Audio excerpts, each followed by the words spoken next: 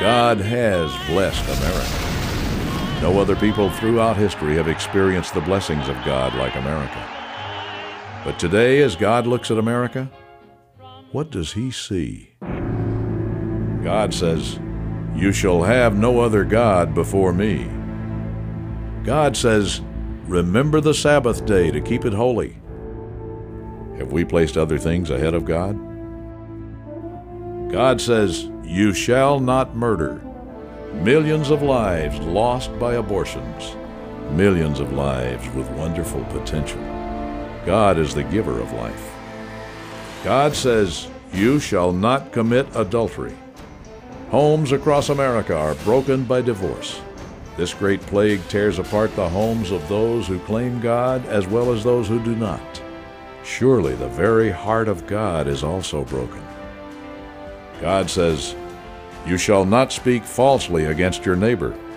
Speaking the truth used to be a matter of great importance. A man's word was his bond. Today, across America, truth is fallen in the street. God bless America. Can God bless America? He has in the past. Listen to what God did. The United States, 1857. Slavery, rebellion, rumors of war. In 3 years, Americans would turn on each other and make history. But in 1857 New York City, history, the kind textbooks don't mention, was already happening. The date was September 23rd. A Christian layman named Jeremiah Lanphier held his first ever businessman's prayer meeting in Lower Manhattan. It was not, by all accounts, a rousing success.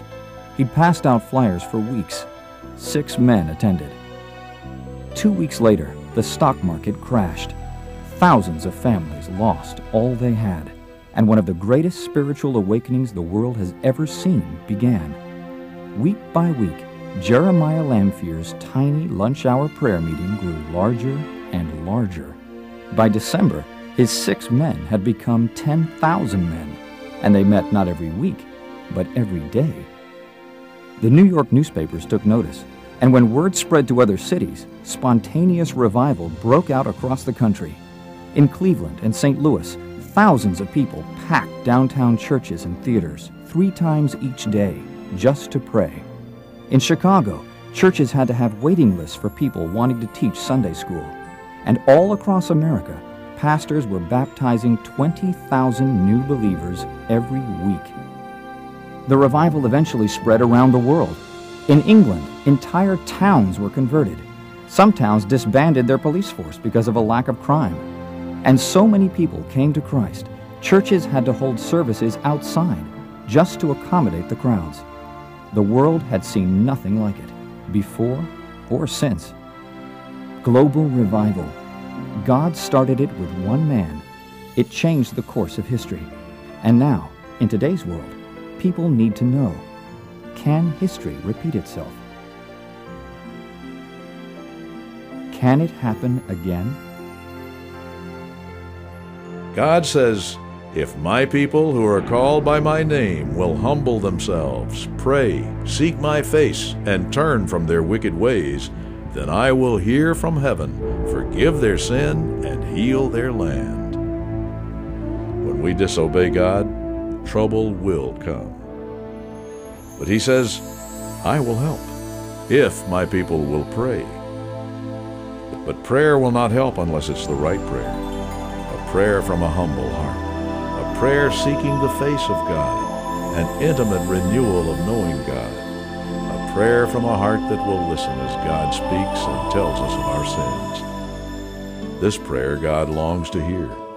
This prayer He will hear. And then He will forgive our sins and heal our land.